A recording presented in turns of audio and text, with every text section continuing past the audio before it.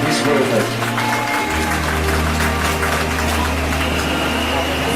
Hello, PEGIDA. My name is Brittany and I am going to read Tommy Robinson's speech since he can unfortunately not be here today. It is great to come back to Germany once again and to have the honor of speaking to proud, patriotic people who, like me, have seen, experienced, and speak out about the dangers of Islamization. Hallo, bist du da, oder? Geht das bei mir? Jetzt sind wir da. Hallo allerseits. Es ist großartig, wieder nach Deutschland zurückzukehren und die Ehre zu haben, vor stolzen, patriotischen Menschen zu sprechen, welche die Gefahren der Islamisierung erkannt haben und davor warnen. European countries, led by a liberal globalist elite, have imported people from countries that promote a culture of violence, barbarism, regression, and intolerance that has its roots embedded in 7th century religious totalitarianism, inspired by Prophet Muhammad. That culture brings with it a number of different problems. It views women as deficient and treats them as slaves, which might go some way to explaining why the women of Germany were sexually assaulted en masse during New Year's celebrations in Cologne and elsewhere back in 2016. Europäische Länder, angeführt von einer liberalen, globalistischen Elite, haben Menschen aus Ländern importiert, die eine Kultur unter anderem der Gewalt, der Barbarei, der Regression und der Intoleranz fördern, die ihre Wurzeln im religiösen Totalitarismus des 7. Jahrhunderts hat, inspiriert vom Propheten Mohammed. Diese Kultur bringt eine Reihe verschiedener Probleme mit sich. Sie betrachtet Frauen als mangelhaft und behandelt sie als Sklavinnen, was möglicherweise erklären könnte, warum die Frauen in Deutschland während der Neujahrsfeiern in Köln und anderswo im Jahr 2016 in Massen sexuell misshandelt und angegriffen wurden. The Islamic ideology, the Quran, tells Muslim men they can take women as sexual slaves in the Dar al-Harb, the house of war. What is the house of war? Any country or part of the world that is not ruled or subjugated by Islam. Germany, just like Great Britain, France, the Netherlands, and other European countries are not Islamic. At least not yet. European countries are rooted in Christian culture and values. Countries that have seen reformations, an age of enlightenment, and an industrial revolution. Islam and Islamic countries have not evolved in the same way because they hold onto rigid doctrines of hate and religious supremacy, which have seen them fall behind, leaving them as developing or deprived third world hellholes.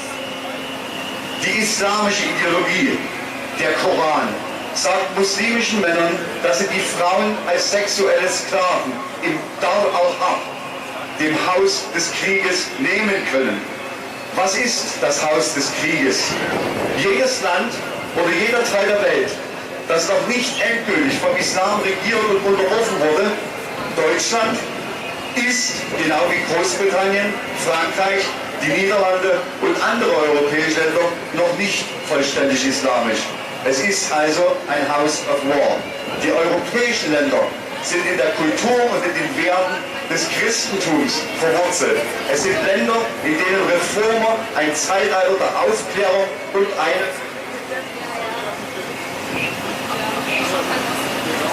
eine industrielle Revolution begründeten und erlebten. Der Islam und die islamischen Länder haben sich nicht auf die gleiche Weise entwickelt, weil sie an starren Lehren des Hasses und der religiösen Vorherrschaft festhalten, die sie leider oft als sich entwickelnde oder benachteiligende Höllenlöcher der dritten Welt zurückgelassen haben.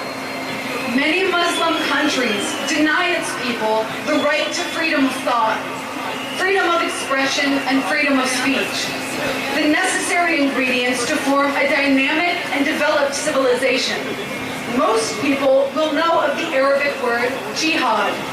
It defines a violent struggle between the Muslim and the non-Muslim that ultimately ultimately leads to Islam dominating through brutal oppression and terror. But has anyone here heard of the Arabic word jihad? Not many people in the West will know or even hear of this Arabic word. Unfortunately, neither do many Muslims. The word jihad simply means independent reasoning, or, as you and I would know it, freedom of thought. Viele muslimische Länder verweigern ihren Bürgern das Recht auf Gedanken-, Meinungs- und Redefreiheit, die notwendigen Zutaten für die Bildung einer dynamischen und entwickelten Zivilisation. Die meisten Menschen werden das arabische Wort Dschihad kennen. Es definiert einen gewaltsamen Kampf zwischen Muslimen und Nicht-Muslimen, der letztendlich dazu führt, dass der Islam durch brutale Unterdrückung und Terror dominiert. Aber hat irgendjemand von dem arabischen Wort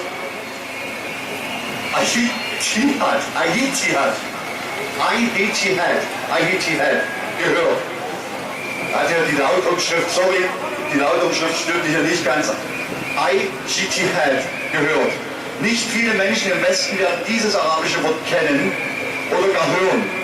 Leider auch nicht viele Muslime.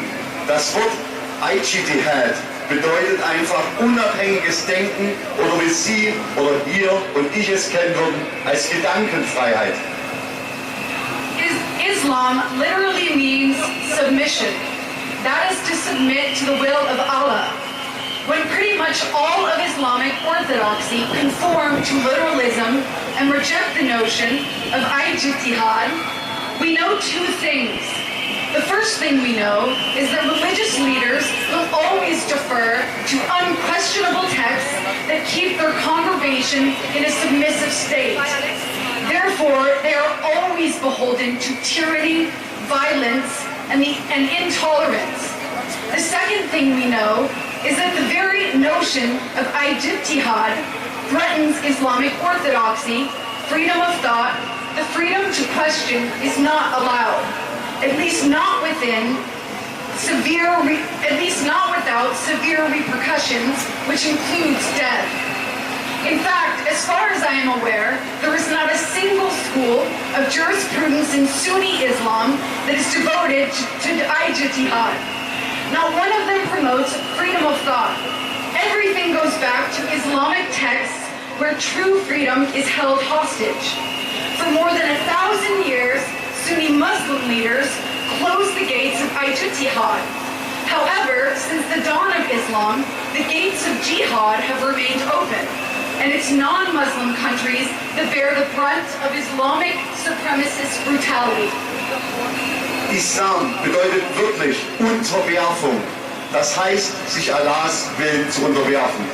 Wenn so ziemlich die gesamte islamische Orthodoxie dem Literalismus entspricht und den Begriff Al-Jihad ablehnt, wissen wir zwei Dinge. Das erste, was wir wissen, ist, dass religiöse Führer sich immer unbestreitbaren Texten widersetzen werden, die ihre Gemeinde in einen unterwürfigen Zustand halten. Daher sind sie immer Tyrannei, Gewalt und Intoleranz verpflichtet. Das Zweite, was wir wissen, ist, dass der Begriff Al-Jihad die islamische Orthodoxie bedroht. Die Freiheit des Denkens, die Freiheit zu hinterfragen, nicht erlaubt ist, zumindest nicht ohne schwerwiegende Auswirkungen, die den Tod einschließen. Soweit mir bekannt ist, gibt es im sunnitischen Islam keine einzige Rechtsschule, die sich dem Al-Jihad widmet. Keiner von ihnen fordert die Gedankenfreiheit. Alles geht auf islamische Texte zurück, in denen wahre Freiheit als Geisel gehalten wird. Seit mehr als 1000 Jahren haben sich sunnitische, muslimische Führer die Pforten des Al-Jihad geschlossen. Doch seit dem Beginn des Islam sind die Pforten des Dschihad offen geblieben. Nicht-muslimische Länder, die die Hauptlast der islamischen Brutalität der Supremacisten tragen, sind zu bedauern. The victims of Islamic orthodoxy are not just Muslims who cannot question their faith, their leaders, or their prophet, but also non-Muslims, forced to swallow the multicultural, poisonous pill of a politically correct, globalist, liberal elite. It is not the politicians who have to live with people who bring with them an illness totalitarian religious culture. It is the working class who are forced to live with the consequences and endure the fruits of their failed policies. We were not consulted or given a choice in this forced demographic and cultural change. It is time to hold these politicians to account. Die Opfer der islamischen Orthodoxie sind nicht nur Muslime, die ihren Glauben, ihre Führer oder ihre Propheten nicht in Frage stellen können, sondern auch Nicht-Muslime, die gezwungen sind, die multikulturellen Giftpfeile einer politisch korrekten, globalistischen, liberalen Elite zu schlucken. Es sind nicht die Politiker, die mit Menschen leben müssen, die eine illiberale, gewalttätige, rückständige und totalitäre religiöse Kultur mit sich bringen. Es ist die Arbeiterklasse, die gezwungen ist, mit den Konsequenzen zu leben und die Früchte der gescheiterten Politik zu tragen. Wir wurden in diesem erzwungenen demografischen und kulturellen Wandel nicht gefragt oder bekamen eine Wahl. Es ist an der Zeit, diese Politiker zur Rechenschaft zu ziehen.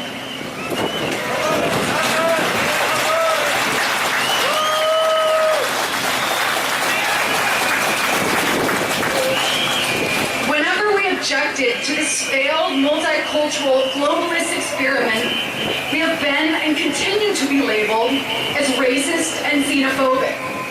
Those who work within liberal political institutions throw mud at us, labeling us as Nazis, invoking generational guilt to make us bend to the knee.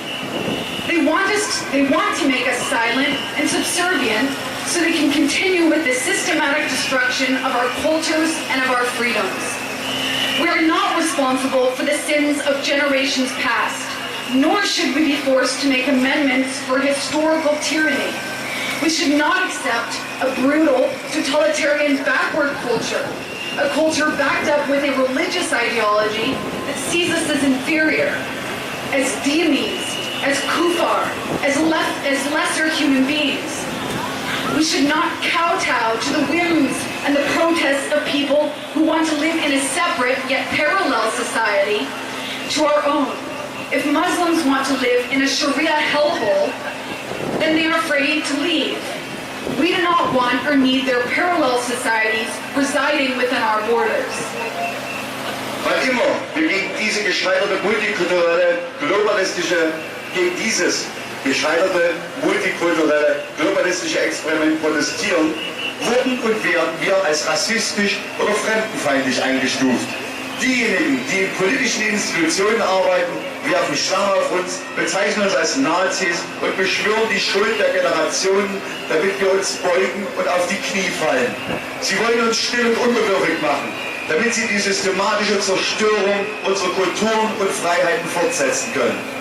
Wir sind weder für die Sünden vergangener Generationen verantwortlich, noch sollten wir gezwungen sein, Änderungen für die historische Tyrannei vorzunehmen. Wir sollten keine brutale, totalitäre Rückständigkeit akzeptieren. Eine Kultur, die von einer religiösen Ideologie getragen ist, die uns als minderwertig, als Dhimmis, als Kuffar, als geringe menschliche Wesen bezeichnet. Wir sollten uns nicht den Launen und Protesten von Menschen beugen, die in einer eigenen, aber parallelen Gesellschaft leben wollen. Wenn Muslime in einem Höllenloch der Scharia leben wollen, dann können sie gehen. Wir wollen oder brauchen keine Parallelgesellschaften in unserem Land.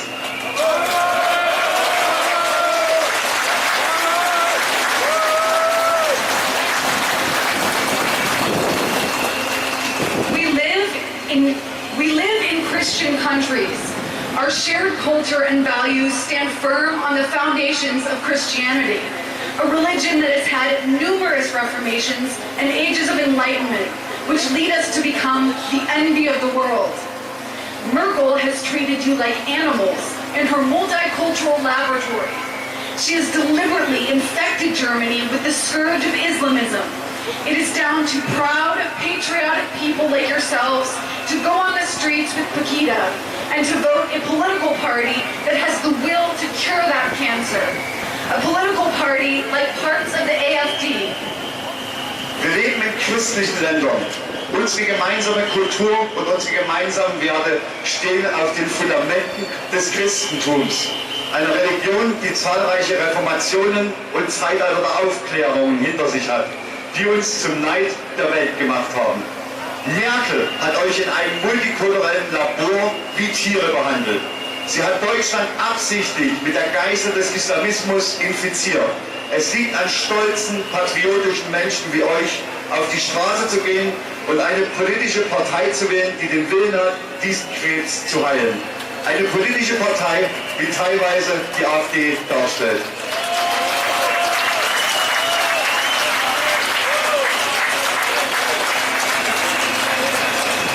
Britain voted to leave the European Union in a referendum back in June of 2016. And ever since that day, the majority of our elected parliamentarians have obstructed and tried to subvert the will of the British people. As our parliament was hell-bent on denying the will of the British people, Boris Johnson called for another general election, which, to be honest, was a second referendum on us leaving the European Union.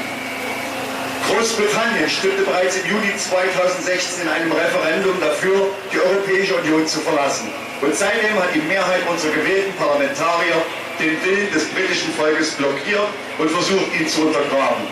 Da unser Parlament die Absicht hatte, den Willen des britischen Volkes zu leugnen oder zu verraten, forderte Boris Johnson eine weitere Parlamentswahl, die, um ehrlich zu sein, ein zweites Referendum über den Austritt aus der Europäischen Union war.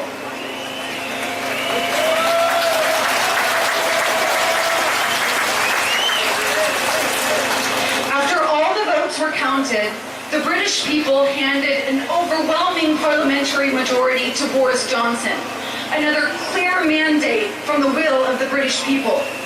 Now we will leave the European Union without any doubt, without any further delays or obstructions from politicians who think they know better than us. It is we, the people, who grant political power. Politicians serve us. We do not serve politicians. So get out there and join PEGIDA.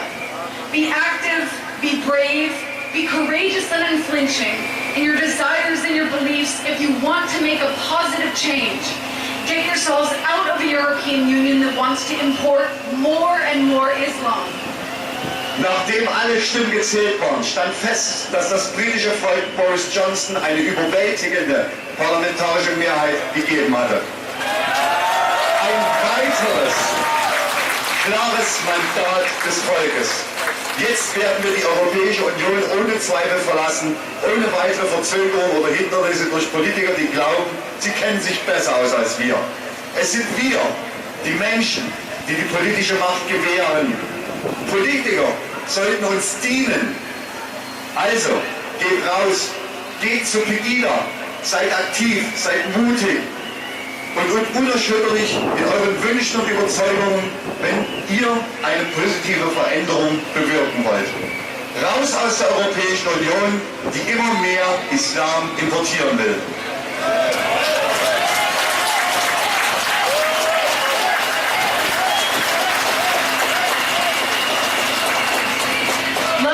Loving your country and your culture does not make you a Nazi.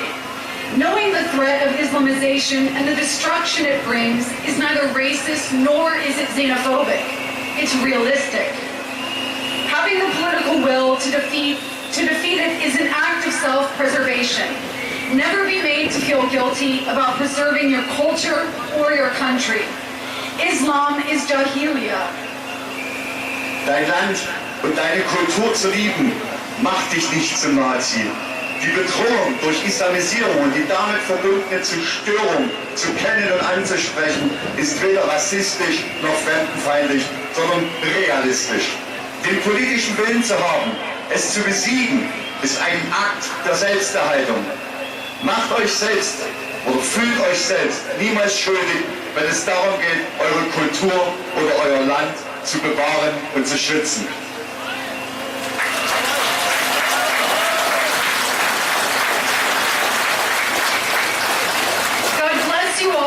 God bless PEGIDA. Keep fighting and never ever surrender. Gott segne euch, Gott segne PEGIDA, kämpft weiter und kapituliert niemals. Vielen Dank, Tommy. Vielen Dank, Brittany. She saved the day.